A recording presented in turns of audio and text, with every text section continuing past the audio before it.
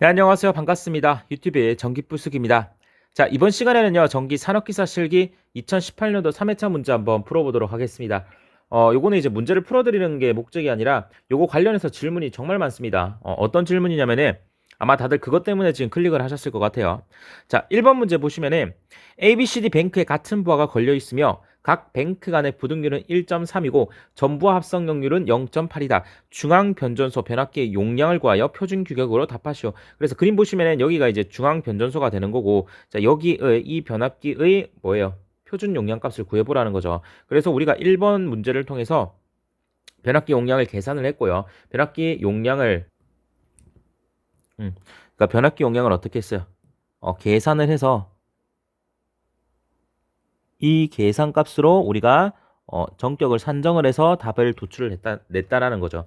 그런데 2번 보시면은 CT1의 변류비를 묻고 있어요. 그럼 CT1의 변류비라고 하는 거는 이 친구가 지금 제가 빼먹었는데 CT1이 되는 거거든요.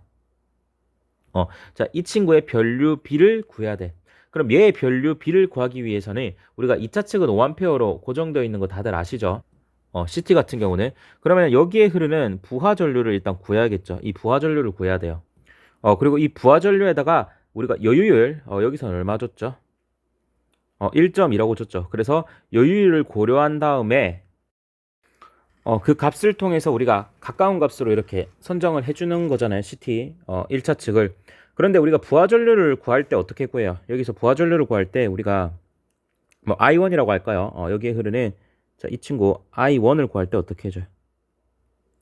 자, P 나누기 루트 3 V. 자, 요 공식을 쓸 겁니다. V가 킬로볼트 암페어라면. 그러면 우리가 지금 여기서 문제가 되는 거 뭐냐? 이 P 값이 계산 값을 넣어야 되냐? 표준 용량 값을 넣어야 되냐? 이게 헷갈린다는 거죠. 자, 결론만 말씀드리면요. 둘 다 아무런 상관이 없어요. 둘 다 넣어도 상관없어요. 둘 다 가능합니다. 자, 그러니까 우리가 뭐 한번 같이 구해볼까요? ABCD 뱅크에 같은 부하가 걸려있다라고 하고 각 뱅크 간 부등률 1.3이고 전부 합성률 역률이 0.8이다. 중앙변전소의 변압기 용량을 구하라고 되어 있습니다. 그럼 우리가 변압기 용량은 어떻게 구하죠? 변압기 용량 한번 구해보도록 하죠. 변압기 용량. 이거는 여러분들이 다들 아시니까 제가 안다고 가정하고 계산을 해보도록 하겠습니다.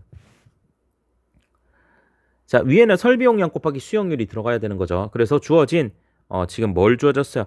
A 뱅크의 자, 설비 용량 1, 2, 3, 4 주어져 있고 수용률이 주어져 있기 때문에 125 곱하기 0.8, 125 곱하기 0.8, 500 곱하기 0.7, 600 곱하기 0.84. 자, 이렇게 해주시면 되겠죠. 그래서 그대로 대입을 해주시면은 125 곱하기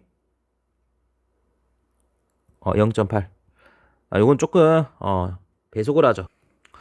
요렇게 되는 거죠. 근데 요거는 A의 이제 설비 용량 곱하기 수용률이니까 지금 A와 B와 C와 D가 다 같다고 했어요. 그래서 전체 해서 4를 곱해줘야겠죠. 우리가 구하고 싶은 건 얘를 구하는 거니까 중앙 변전소의 변압기 용량을 구하고 싶은 거니까 그래서 전체에다가 뭘 해주면 돼요? 4를 곱해주시면 됩니다.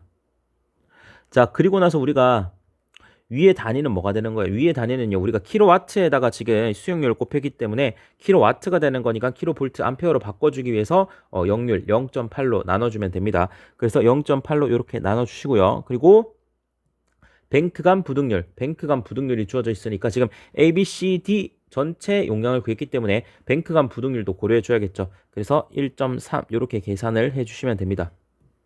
그래서 이걸 계산을 하시면은요, 4053.84 자, 킬로볼트 암페어가 나오고, 자, 우리는 뭐라고 산정해줘? 5000 킬로볼트 암페어를 이렇게 산정해 주면 됩니다. 자, 그래서 CT1의 변류비를 한번 구해보도록 하겠습니다. 자, CT1은 여기에 있기 때문에 우리가 이렇게 구해주시면 되겠죠. 뭐 그림을 통해서 구하도록 하죠. CT1에 우리가 전류를 한번 구해보도록 하겠습니다. 그러면은 자, 여기에 흐르는 전류는요, 뭐 I1이다 할게요. I1이다. 자, 변압기 용량은요. 자, 다시. 자, 여기 아까 뭐라 했어요? 변압기 용량에 루트 3V가 들어가야 돼. 그럼 여기 변압기 용량 P 값은 여러분들이 4053.84 넣어줘도 되고요. 5000 넣어줘도 돼요. 아무런 상관이 없어요. 뭘 넣든 상관없어요. 그런데 우리가 1번 문제에서 지금 정격으로 답하라고 되어 있죠. 표준교육으로 답하라고 되어 있죠. 자, 그렇기 때문에 이때는 그냥 5천으로 계산한다. 우리끼리 약속하는 거예요. 그러니까 상관없는데 이렇게 여러분들이 정해놔야지 시험장 가서 안 헷갈리잖아. 그냥 표준교육으로 답하라고 하고 우리가 표준교육으로 답했으니까 이걸 쓰자 이거죠. 그래서 여기 5천이 들어가고요. 자, 루트 3이 들어가고 2차 측 전압 6kV 이렇게 들어가 주셔야 됩니다. 자, 그리고 여유율 1.2를 고려해 주라고 했죠. 그래서 요거를 계산해 주시면은요. 577.35가 나오기 때문에 우리가 어떻게 선정해 준다? 600 그리고 2차 측은 고정 5. 자, 이렇게 선정을 해 주면 됩니다. 뭐 3번 문제도 한번 풀어 볼까요? A뱅크 변압기 용량을 선정하고 CT2의 변류비를 구하라고 되어 있죠. 그러면은 A 변압기 용량 어떻게 돼요? A 변압기 용량 아까 이거 얘잖아, 얘. 얘가 A 변압기 용량이죠. 자, 그런데 A 변압기 자체의 부등률은 주어진 적 없고 우리가 이렇게 이 친구 얘를 가져오면 되잖아. 얘가 뭐가 되는 거야? A 변압기 용량이 되는 거죠. 이게 계산하면 얼마 나오냐면은 계산기 넣으시면요. 1317.5kVA가 나옵니다. 그럼 얘는 이제 또 용량을 선정하라 되어 있으니까 우리가 1500이다라고 이렇게 선정을 해줄 수가 있겠죠. 그럼 이 친구도 CT2의 변류비를 구하라고 되어 있죠. 그러면은 변류비를 구하면은 쭉 올라갑시다. CT2 얘가 CT2가 되는 거예요. 제가 빼먹었는데 자 CT2가 됩니다.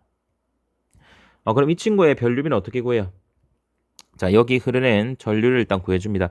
그래서 이 I1이라고 하는 것은 우리가 P가 뭘 넣어준다 했어요? 우리 전격으로 산정했으니까 전격을 넣어주도록 하죠. 그리고 루트 3 이렇게 해주시고요. 그리고 2차 측 전압을 넣어주셔야 되는데 여기 400V라고 되어 있죠. 근데 지금 1500이 킬로 다니니까 우리가 킬로로 바꿔주셔서 0.4 해주시고 자, 요율을 뭐라 했어요? 1.2515라고 했죠. 그래서 계산해 주시면은 24, 89.82 암페어가 나온다. 그래서 우리가 산정하는 거죠. 2500대 5다. 자, 이렇게 산정해도 된다. 자, 이 역시 이 1500 대신에 그냥 아까 계산한 값이 얼마였죠?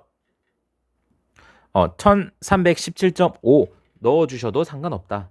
둘 다 가능하다라는 거죠. 근데 우리끼리 약속을 하자라는 거지. 위에서 표준규격으로 답했으니까 표준규격으로 이렇게 선정하라라고 되어 있으니까 그 값을 사용하자라는 겁니다. 근데 이렇게 나와 있다 하더라도 우리가 계산값으로 풀어줘도 상관이 없어요.